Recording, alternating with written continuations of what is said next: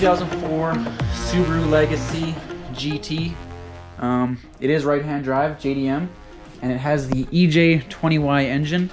I'm gonna say for the most part, if you have a turbo Subaru and it's low on power and you don't have a check engine light, maybe it's intermittent low power or it's just low power, then this could really help you out and this could be your issue. I searched for a long time for this problem and I'm so glad I finally figured it out.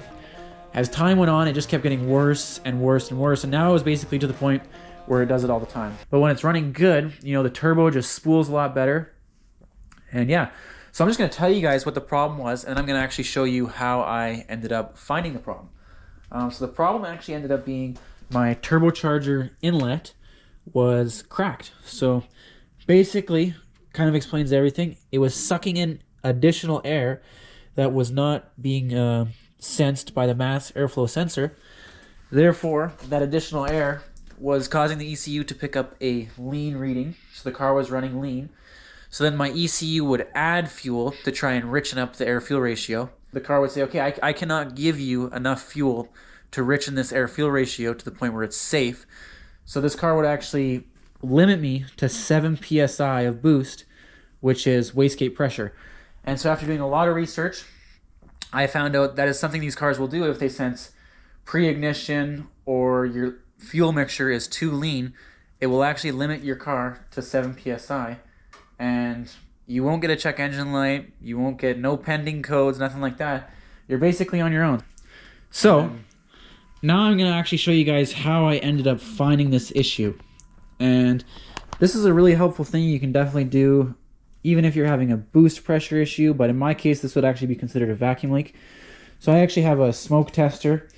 This was borrowed from a family friend, but there's tons of ways you can make smoke testers for super cheap. I'm not going to go over that. You guys can go on the internet or whatever and figure that out, but it's super easy. And if you're looking at your car and you're looking to fix it, it's definitely a cheaper alternative than buying a smoke tester. So now I'm going to go into how I actually found the issue. So by plumbing in the smoke tester, I just basically plugged it into any vacuum line. You could go off the blow-off valve. You could plug off the intake and make an adapter and go in there.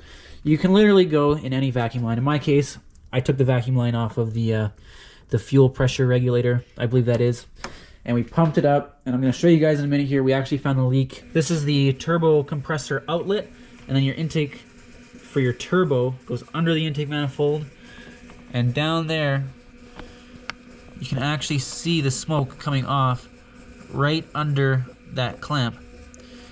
And it might not look like a lot of smoke, but long story short, there's literally no pressure in here. Like, the intake is open.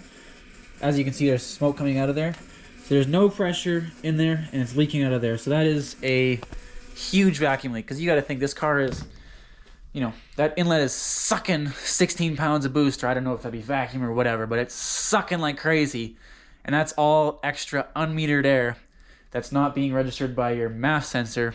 So then basically your O2 sensors are going, well, what the hell is going on? You said X amount of air is coming in, but I'm getting X amount, so screw you. And then, you get the kerfuffle of the terrible Subaru. Like, I was just about ready to burn this car down. I really was. But yeah, I hope this helped you guys out.